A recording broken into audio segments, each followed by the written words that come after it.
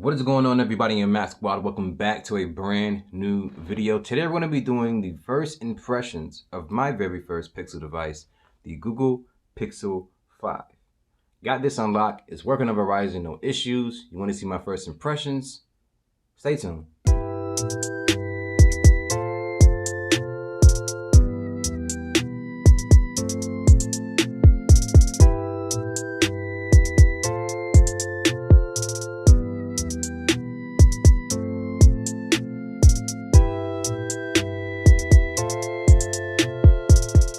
So Math Squad, as I said in the intro of this video here, this is going to be the first impressions of the Google Pixel 5. And to get things started, I want to discuss how much I paid for this device. Now, it's no secret here, the device is on lock, it has millimeter wave, it's extra money than this device, extra money than that device, who cares? $699 is what I paid, $747 to be exact after taxes. And for me, I feel like it's pretty much what you can expect. So let's get into details of the specifications for the Pixel 5 here, in case you don't know. Now, the device does feature a Snapdragon 765G processor, which is an upper mid-range processor. It's not quite mid-range, it's not quite flagship, it's like right in the middle there. And it has 8 gigs of RAM, 128 gigs of internal storage. It's running Android 11 with security patch of October 5th, 2020. And as you can see here, I got mine in the sage green color. I think this color is absolutely beautiful. Anytime I take this phone out the case, it gets everyone's attention.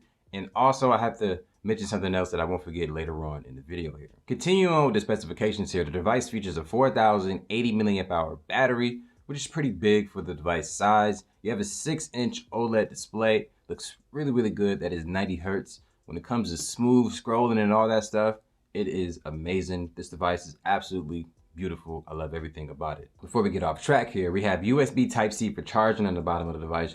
You also have dual speakers. One is on the bottom of the phone, the other one is under the display.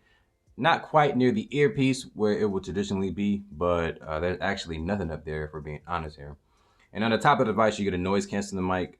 Also, you get an additional cutout for microphone on the bottom of the device here. And on the right side, you have your power button above, the volume up and down keys. And these buttons are really tactile. They feel really good in the hands. Nice, super clicky feels.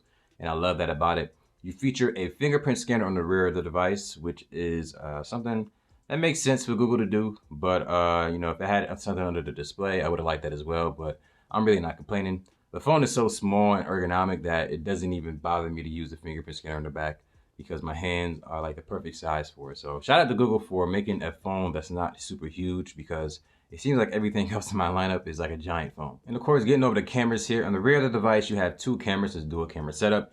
A 12 megapixel standard camera, which is wide, and then you have a 16 megapixel ultra wide camera. And on the front of the device, you're gonna have an 8 megapixel camera, and it takes really good selfies. Now, we all know Pixel phones are notoriously known for how good the camera capture is, taking smartphone photos, taking portrait photos, stuff of that nature. It is amazing, and it's nothing different with the Pixel 5 here. I see a lot of articles online, I see a lot of different videos from other tech YouTubers saying how the camera is still good, but it's not as good as it can be because it doesn't have new hardware or anything of that nature. But in my opinion, I feel as though you should judge a device on what it actually has here, and if the camera is still producing good photos, good portrait shots, then we have to give it praise. There's no reason to knock it because it doesn't have newer hardware like some other devices. One of the key things that I feel like was not really focused on with the Pixel 5 this year was how good the video quality has gotten. Pixels never was able to record 4K 60 frames per second video. Never been this stable from what I've seen, because I watch a lot of different videos. I've used Pixels that friends own, you know, for a little short amount of time, and the video has never been on the level that it is right now. Video quality from this camera on the rear is actually pretty good. It just sucks that I don't have a headphone jack to plug in like an external microphone to record videos with, but nonetheless, the device does have a really good set of microphones on it. So audio quality playback is really good. Video playback is really good. Taking photos on this device is really good. You're not gonna have any issues at all. Purchasing a Google Pixel 5 or any Pixel in that nature, you are guaranteed to have 3 years of software updates. And that's something that I really absolutely love, because when it comes to buying other Android devices, spending the money over time, you start to realize you're not getting the software updates as you were promised. Things will come out, but come out much later than, you know, projected time was to be. And you'll have to go through something all the time, no matter which OEM you're dealing with here. But if you're dealing with Google directly, the source of Android, you're gonna get those updates like clockwork. And for 3 years to be guaranteed on it is a positive for me. So overall performance with the Pixel 5 here, Snapdragon 765G, 8 gigs of RAM. In and out of applications, there's no issues. Open up applications, there's no issues.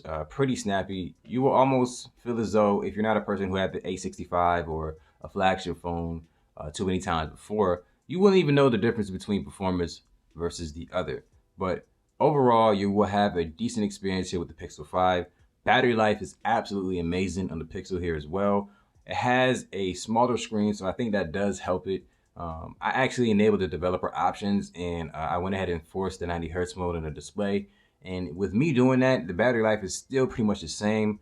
I'm getting 7 to 8 hours like clockwork on this device every single day. It seems as though it's hard to actually kill the battery on the Pixel.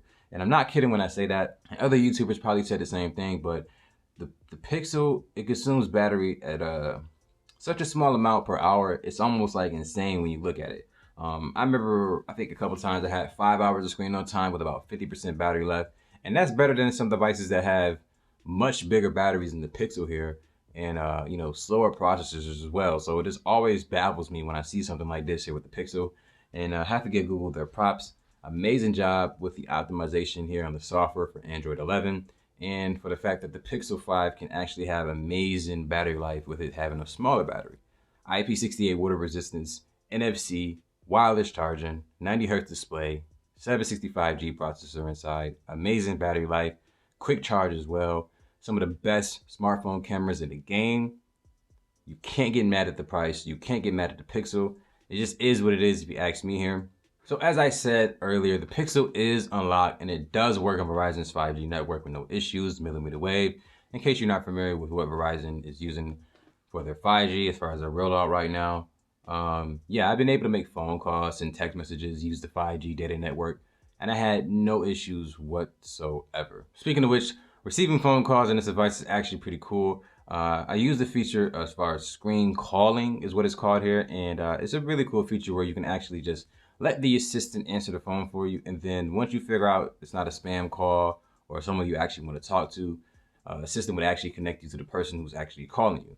A cool feature if you ask me. I thought that was really cool. Another cool thing with the Pixel 5 here is the customization that you can do to the icons, the color that it displays in the notification panel.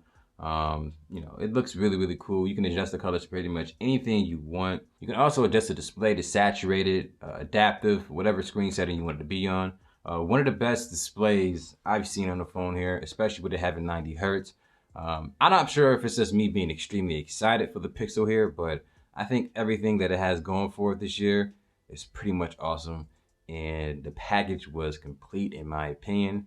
Google said exactly what they were offering this year with the Pixel 5, and that's exactly what we got. So when it comes to performance as far as testing applications, a 2.2 benchmark, Geekbench, yeah, the Pixel 5 does have the Snapdragon 765G inside, and on the 2.2 benchmark here, it got a score of 282,775 points. Now that's a lot less than what my Galaxy A71 over here got, which is about a 309,000. So that's roughly a 27,000 point difference between the two. And not really concerning for me because I use both phones every single day. They both are really snappy. It's just maybe with the GPU department, maybe some other things is causing it to be a little bit less. But I'm probably just going to run another test on both and see what happens. And I'll update you guys in a future video here as far as the full review for the Pixel 5.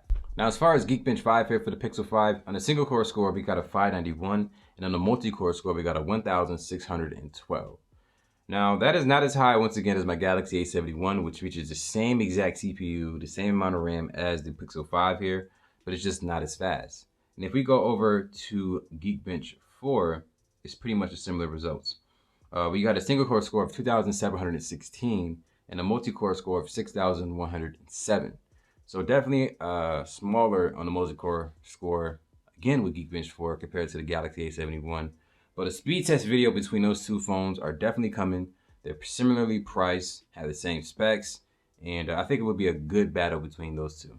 And so that leads me to say, in the comment section below, Do you think the Google Pixel 5 is worth $699 this year? Should have been priced a little bit less?